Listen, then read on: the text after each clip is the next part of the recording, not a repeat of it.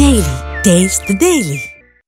ఇక డీటెయిల్స్ చూస్తే ఢిల్లీ పేలుడు ఘటన ఉగ్రవాదుల చర్య అని అధికారికంగా కేంద్రం ప్రకటించింది. ఉగ్రవాదులపై పోరు కొనసాగించాలని కేబినెట్ నిర్ణయించింది. ఇక ఢిల్లీ కారు పేలుడు మృతులకు కేంద్ర కేబినెట్ సంతాపం ప్రకటించిన కేబినెట్ 2 నిమిషాలు మౌనం పాటించింది. ఉగ్రవాదులను చట్టం ముందు నిలబెడతామని కేంద్ర మంత్రి అశ్విని వైష్ణవ్ అన్నారు.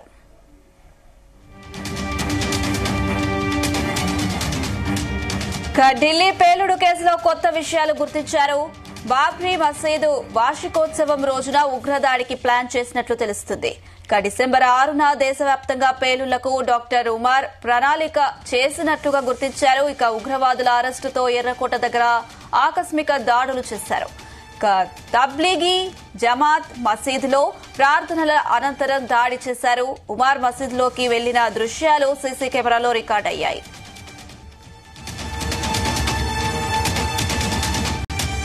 ఇదే అంశానికి సంబంధించి మరిన్ని అప్డేట్స్ మా ప్రతినిధి నాగేశ్వరరావు అందిస్తారు. నాగేశ్వరరావు. ఒక్కసారిగా ఆ దేశం ఉలిక్కి పడిన ఘటన, ఒక్కసారిగా దేశంలో అలజడి సృష్టించిన ఘటన, ఒక్కసారిగా దేశవ్యాప్తంగా ప్రతి ఒక్కళ్ళు ఆ కన్నీళ్లు పెట్టి బాధపడిన ఘటన మనకు అంతా తెలిసిన విషయం. అయితే ఈ యొక్క ఘటనకు సంబంధించి కేంద్ర కేబినెట్ నరేంద్ర మోడీ ఈ రోజు సాయంత్రం వచ్చారు. రాగానే ఆ కేంద్ర కేబినెట్ సమావేశం జరిగింది. ఈ సమావేశంలో కేంద్ర కేబినెట్ కు సంబంధించి కీలక నిర్ణయం తీసుకున్నారు. ఢిల్లీ పేలుళ్ల ఘటన 100% ముమ్మాటికి ఉగ్రదాడేనని కూడా కేంద్ర కేబినెట్ తీర్మానించింది. ఈ ఘటన మీద ఉత్కంఠంగా సాగుతున్న దర్యాప్తు మీద అయితే కేంద్రం కీలక ప్రకటన చేసింది.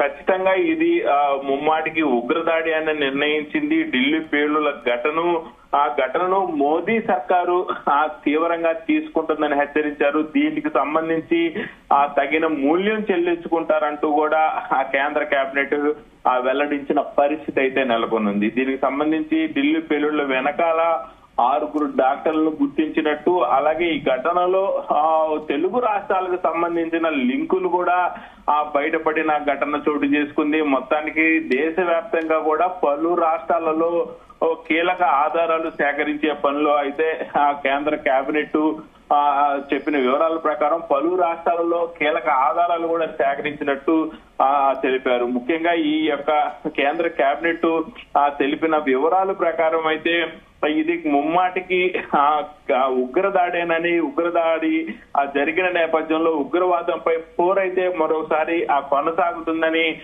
మోడీ సర్కార్ అయితే హెచ్చరించింది.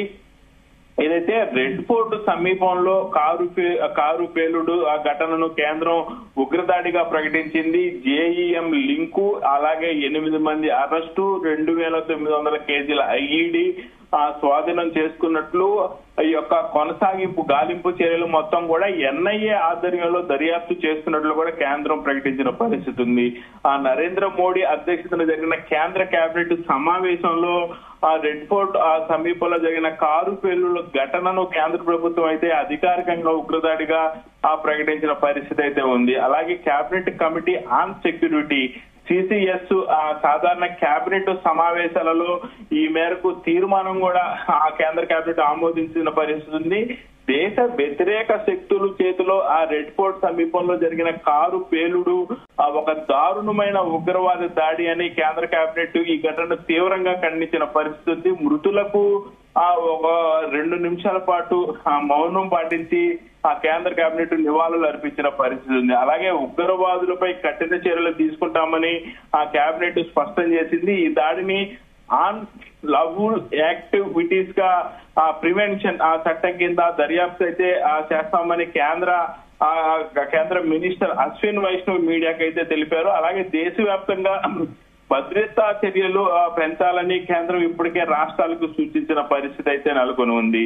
ఈ యొక్క ఢిల్లీ పేలుళ్లను అయితే కేంద్ర కేబినెట్ సీరియస్ గా తీసుకుందని మనకు అర్థమవుతోంది. దీనికి సంబంధించి మోడీ కీలకమైన ప్రకటన చేయబోతారు రాబోయే 2 రోజుల్లో అని తెలుస్తా ఉంది. అలాగే కేంద్ర కేబినెట్ అత్యవసర సమావేశం అయ్యి ఈ యొక్క పేలుళ్లకు సంబంధించి తీవ్రంగా ఖండించిన పరిస్థితి అయితే ఉంది.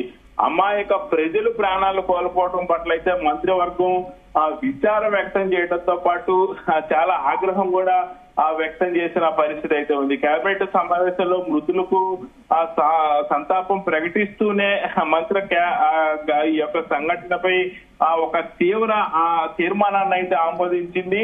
ఈ తీర్మానంలో 2025 నవంబర్ 10 దేశ వ్యతిరేక శక్తులు కారు పేలుళ్ల ద్వారా చేసిన యొక్క దారుణమైన ఉగ్రదాడి ఘటనను దేశమంతా చూసిందని పేర్కొంది. అలాగే ఈ పేలుడు ఫలితంగా అనేక మంది అమాయక ప్రజలు మరణించారని, అనేక మంది గాయపడ్డారని ఆ తీర్మానంలో కూడా స్పష్టం చేసిన పరిస్థితి ఉంది. ఈ యొక్క అర్ధరహిత హింసాత్మకమైన చర్య బాధితులకు తన యొక్క ప్రగాఢ సానుభూతి తెలుపుతున్నట్లు కూడా కేంద్ర కేబినెట్ తెలియజేసిన పరిస్థితి ఉంది. గాయపడిన వారందరూ కూడా త్వరగా కోలుకోవాలని కేబినెట్ భగవంతుడు ప్రార్థించిన పరిస్థితి. ఈ యొక్క క్లిష్ట సమయంలో బాధితులకు చికిత్స అందించడంలో, సహాయ చర్యలు చేపట్టడంలో వేగంగా స్పందించిన వైద్య సిబ్బంది, పోలీస్ సిబ్బంది, అత్యవసర సేవలను మంత్రివర్గం ప్రత్యేకంగా అభినందించిన పరిస్థితిని, అమాయక ప్రాణాలను బలిగొన్న ఈ దుర్మార్గపు పిరికి చర్యను కేబినెట్ అయితే తీవ్రంగా ఖండించిన పరిస్థితి అయితే ఉంది. అలాగే ఈ యొక్క కేబినెట్ సమావేశంలో ఈ యొక్క ఉగ్రదాడికి సంబంధించి ప్రధానంగా యూనివర్సిటీ నుంచి డాక్టర్లు మాత్రమే ఈ యొక్క దాడిలో ప్రధానంగా పాల్గొనడంపై కూడా కేంద్ర కేబినెట్ లో చర్చించారు. దీని మీద ముమ్మరంగా దర్యాప్తు చేయాలని ఎన్ఐని మరొకసారి గట్టిగా ఆదేశించిన పరిస్థితి అయితే ఉంది Anusha. Right Nageswara Rao, thank you.